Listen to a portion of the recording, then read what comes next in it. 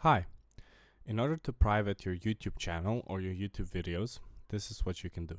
So I'm just gonna go to my YouTube studio. And in my YouTube studio, it's on creation now, but it's the same layout of the buttons. So you're gonna go to your content. And first, the usual option is, now this is public. I can click on this drop down menu and just put it in private.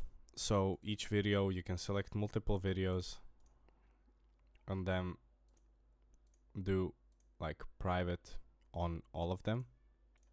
And that'll just private your videos.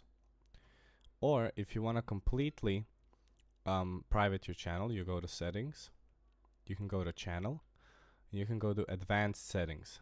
And on the bottom of advanced settings, you have an option to just manage your YouTube account, or you have an option to remove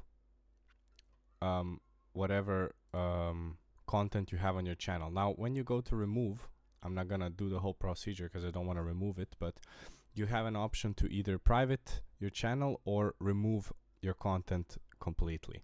So these are the two options that you have, either privating and removing the whole channel. Well, not and, but you can either private it or remove it. When you, I know it says remove here, but it's kind of I don't know why they worded it like that, but you don't actually remove all your content, you can just private it.